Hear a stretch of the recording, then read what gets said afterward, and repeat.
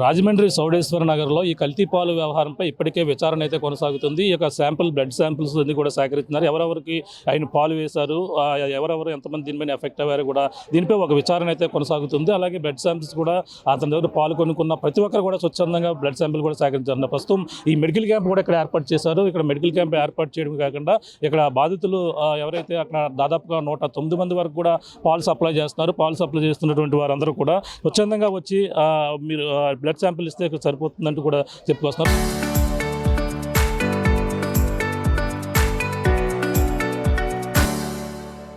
ప్రస్తుతం దీనిపై పక్కన ఏ విధంగా ఆదుకుంటున్నారు, ఎంతమంది బాధితులు దీనిపై ఎఫెక్ట్ అయ్యారు కూడా మరిన్ని విషయాలు తెలుసుకునే ప్రయత్నిద్దాం. తెలుగుదేశం పార్టీ తూర్పుగోదావరి జిల్లా అధ్యక్షులు అలాగే బొడ్డు వెంకటరామ చౌదరి గారు మాట్లాడదాం. సార్ చెప్పండి, దీని కల్తీపాల వ్యవహారంలో ఇప్పటి వరకు ఎటువంటి విచారణ కొనసాగింది?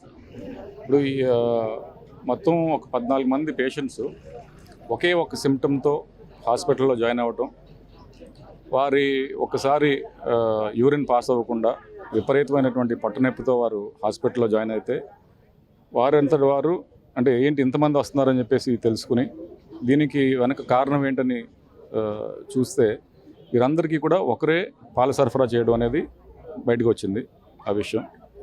అయితే ఈ పాల వ్యాపారిని కూడా ఇప్పుడు పోలీసులు అదుపులోకి తీసుకున్నారు, విచారణ చేస్తున్నారు. అంటే ఇతను దాదాపు 15-20 సంవత్సరాలుగా ఇదే వ్యాపారం చేస్తున్నాడు.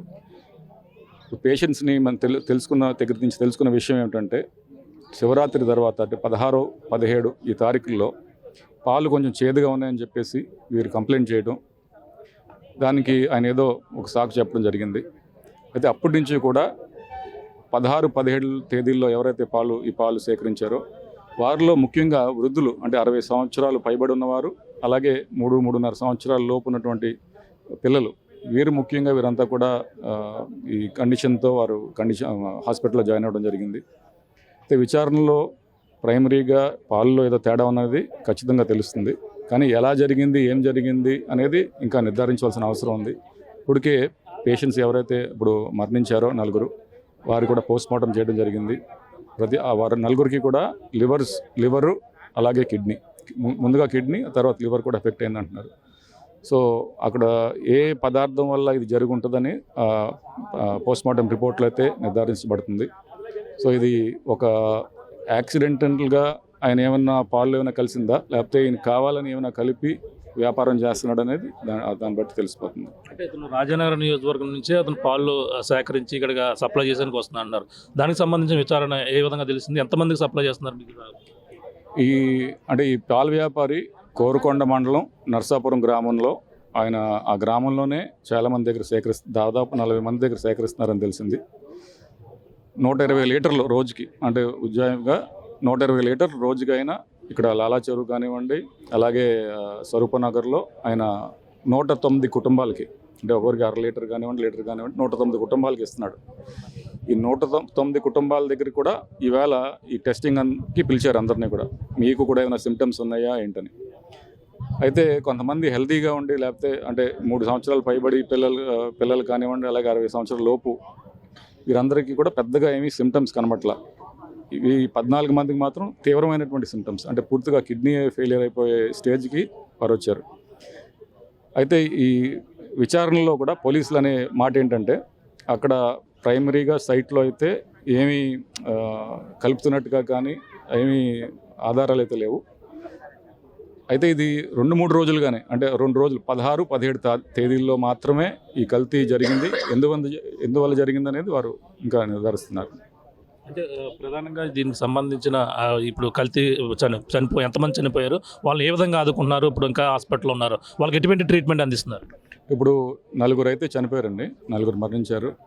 వారికి ప్రభుత్వ పరంగా చంద్రబాబు నాయుడు గారు 10 లక్షలు ఎక్స్గ్రేషియా అనౌన్స్ చేయడం జరిగింది.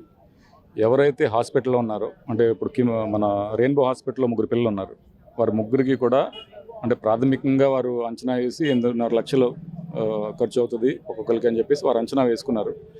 ప్రభుత్వం పూర్తిగా 8.5 కాదు, ఎంత అయితే అంత ప్రభుత్వమే భరిస్తుందని చెప్పేసి వారికి హామీ ఇవ్వడం జరిగింది.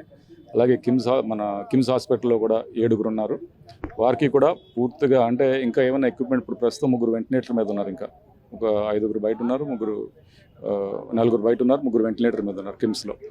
ఈ పిల్లలైతే ఒకరు CRRT continuous renal replacement treatment జరుగుతుంది ఒక పాపకి, అలాగే ఒకరికేమో వెంటిలేటర్ మీద ఉన్నారు. సో వీరికి కూడా పూర్తిగా ఎంత ఖర్చు అయితే అంత, అలాగే ఇంకా అంటే అడ్వాన్స్డ్ ట్రీట్మెంట్ ఏమన్నా అవసరం ఉన్నా కూడా హాస్పిటల్స్ సంసిద్ధంగా ఉన్నాయి. ఇంకా ట్రీట్మెంట్ ఇక్కడ ఈ బ్లడ్ శాంపుల్ సేకరణ కావచ్చు, ఎంతమంది టీం పనిచేస్తుంది, ఎక్కడెక్కడి నుంచి బృందం కూడా ఇక్కడ రావడం జరిగింది? అంటే పూర్తిగా మన రాజమండ్రిలో హెల్త్ డిపార్ట్మెంట్ అంతా కూడా ఇక్కడే ఉన్నారు.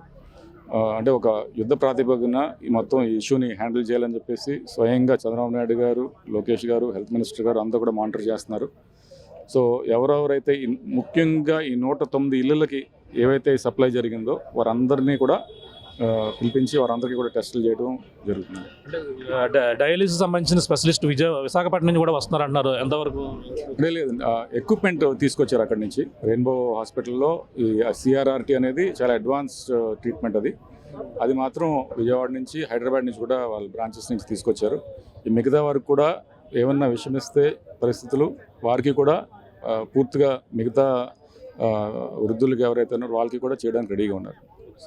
ఇది పరిస్థితి ప్రస్తుతం ఏదైతే ఈ కల్తీ పాలు వ్యవహారంలో, అలాగే ఎవరైతే ఎఫెక్ట్ అయినటువంటి బాధితులకు ఇప్పటికే చనిపోయినటువంటి వారికి కావచ్చు, అలాగే వైద్యం అందిస్తున్న వారు కావచ్చు, అన్ని విధాలు కూడా ఆదుకునేందుకు ప్రభుత్వం సిద్ధంగా ఉంది. అలాగే 10 లక్షల రూపాయలు ఎక్స్ట్రాస్గా ప్రకటించడం కాకుండా ఇప్పుడు వైద్యం పూర్తిగా అందించేందుకు కూడా అన్ని ఏర్పాట్లు చేశారు. ప్రత్యేకంగా ఇప్పుడు అంతా కూడా పాలు ఎవరెవరికి సప్లై చేశారు, ఎవరెవరు ఈ యొక్క కొనుగోలు చేశారో వాటిపై కూడా బ్లడ్ శాంపుల్ సేకరించారు. దానికి సంబంధించిన రిపోర్టుతో పాటు ఎవరైతే చనిపోయిన వారి యొక్క నమూనాల నుంచి రిపోర్ట్ కూడా రావాల్సి ఉంది. మొత్తం ఈ కల్తీ వ్యవహారంపై పూర్తి విచారణ అయితే జరుగుతుందని, అలాగే టీడీపీ జిల్లా అధ్యక్షులు ఎవరైతే బొడ్డు వెంకటరామ చౌదరి గారు చెప్తున్న పరిస్థితి ప్రధానంగా ఉందని చెప్పాలి. ఇక్కడున్న తాజా పరిస్థితి.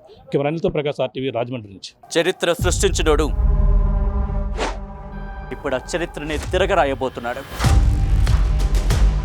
అబద్ధాల గోడల్ని బద్దలు కొట్టి నిజాలను రాగా మీ ముందుంచబోతున్నాడు. నిజమైన వార్తల కోసం వెంటనే డౌన్లోడ్ చేసుకోండి రా యాప్ని.